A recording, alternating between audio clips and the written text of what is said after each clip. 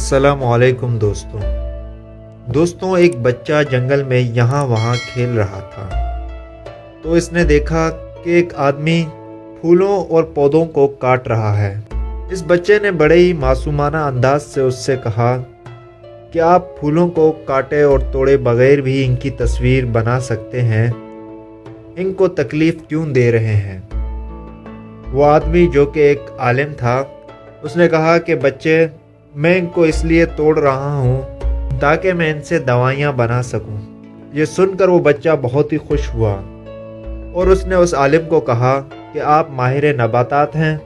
तो उसने कहा कि हाँ, मैं माहिर नबातात हूँ। उस आलिम ने उस बच्चे से कहा, तुम्हें भी कुदरत की बनाई इन चीज़ों से बहुत मोहब्बत है। तो उस बच्चे ने कहा, हाँ, मुझे भी सितारों, दरख्तों, पौधों, फूल, पहाड़, टीले और वादियाँ, कुदरत की ऐसी बनाई हर चीज़ से बहुत मोहब्बत है।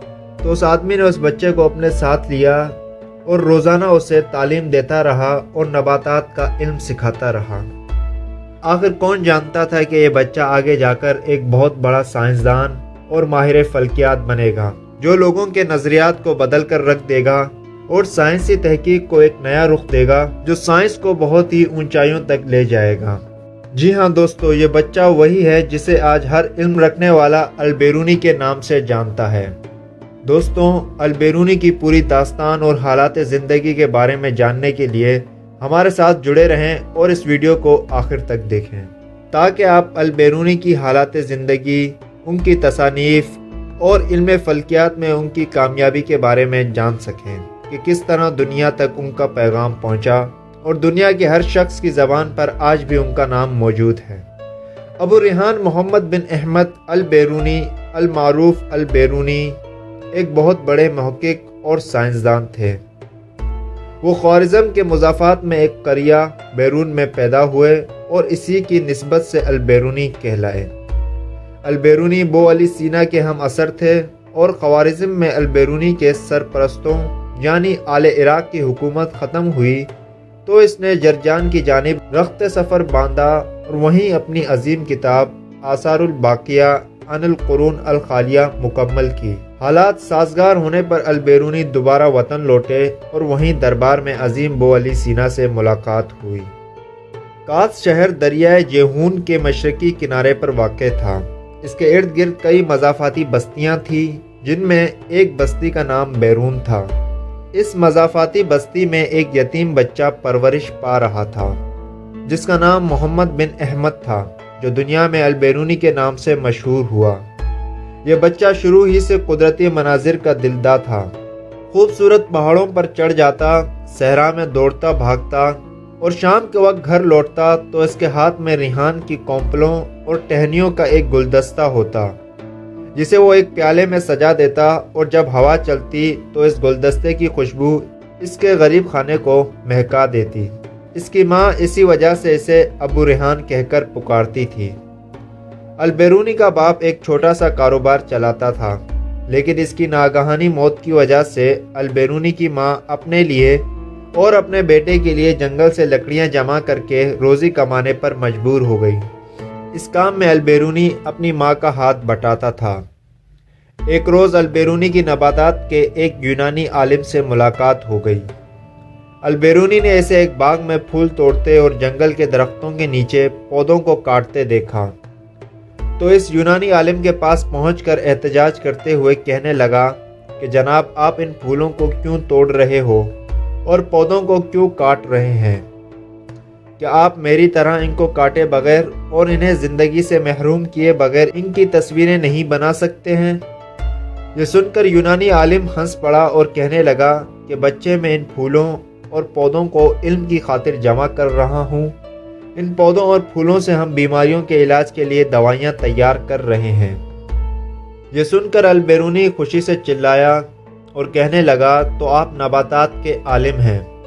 यूनानी आलिम ने प्यार से कहा, जी हाँ, और मेरा ख्याल है तुम्हें फूलों और पौधों से बहुत मोहब्बत है।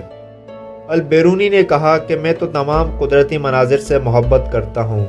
सितारों, दरख्त, पौधे, फूल, पहाड़, टीले और वादियाँ सब ही मुझे पसंद हैं।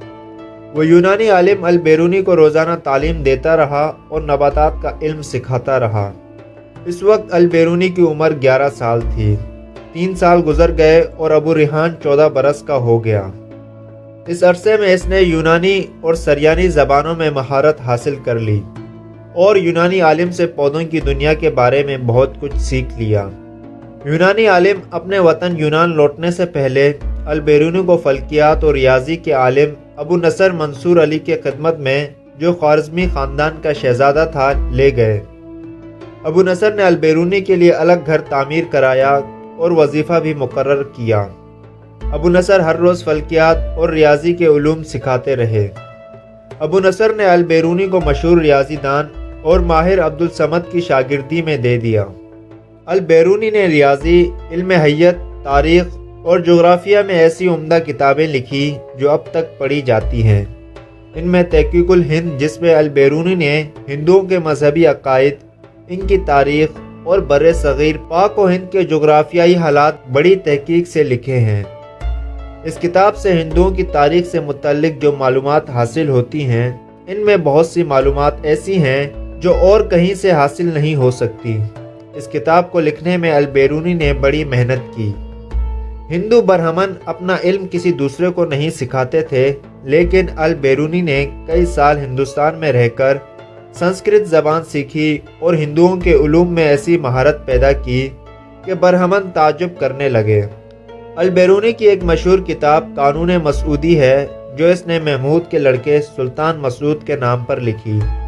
یہ علم فلکیات اور ریاضی کی بڑی اہم کتاب ہے۔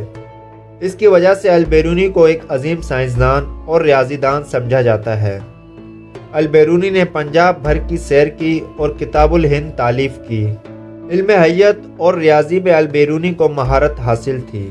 انہوں نے ریاضی، علم حیت، طبیعیات، تاریخ، تمدن، مذاہب عالم، ارضیات، کیمیا اور جغرافیہ وغیرہ پر 150 سے زائد کتابیں اور مقالہ جات لکھے۔ البیرونی کے کارناموں کے پیش نظر چاند کے ایک دہانے کا نام البیرونی کریٹر رکھا گیا ہے۔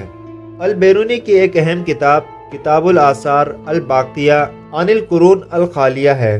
یہ کتاب البیرونی نے جرجان کے حکمران شمس المعالی قابوس بن دشمکیر کے نام پر تحریر کی۔ اس کا خاص موضوع علم نجوم اور ریاضی تھا، لیکن اس میں بہت سے دیگر دلچسپ علمی، تاریخی اور مذہبی و فلسفیانہ باتیں بھی لکھی ہیں، اور جگہ جگہ تنقیدی انداز بھی اختیار کیا ہے۔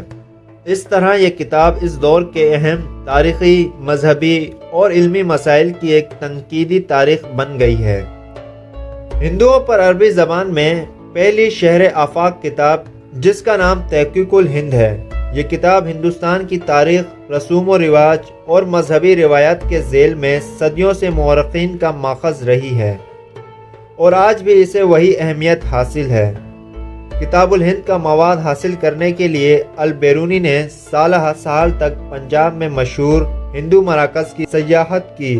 سنسکرت جیسی مشکل زبان سیکھ کر قدیم سنسکرت ادب کا براہ راست خود مطالعہ کیا، پھر ہر قسم کی مذہبی، تہذیبی اور معاشرتی معلومات کو جو اہل ہند کے بارے میں اسے حاصل ہوئیں، اس کتاب میں قلم بند کر دیا۔ اس کتاب میں ہندو عقائد، رسم و رواج کا غیر جانبدارانہ اور تعصب سے پاک انداز میں جائزہ لیا گیا ہے۔ یہ پہلی کتاب ہے جس کے ذریعے عربی دان طبقہ تک ہندو مت کے عقائد اور دیگر معلومات اپنے اصل ماخذ کے حوالے سے پہنچی۔ البیرونی کی دریافتوں کی فہرست خاصی طویل ہے۔ انہوں نے نوعیتی وزن متعین کرنے کا طریقہ دریافت کیا، زاویہ کو 3 برابر حصوں میں تقسیم کیا، نظری اور عملی طور پر مایع پر دباؤ اور ان کے توازن پر ریسرچ کی۔ انہوں نے بتایا کہ فواروں کا پانی نیچے سے اوپر کس طرح جاتا ہے۔ انہوں نے یہ بھی واضح کیا کہ ایک دوسرے سے متصل مختلف اشکال برتنوں میں پانی اپنی سطح کیوں کر برقرار رکھتا ہے۔ انہوں نے محیط ارض نکالنے کا نظریہ وضع کیا اور متنبہ کیا کہ زمین اپنے محور کے گرد گھوم رہی ہے، یعنی کہ ہم یہ کہہ سکتے ہیں کہ ابو ریحان البیرونی ایک بہت ہی قابل مصنف بھی تھے۔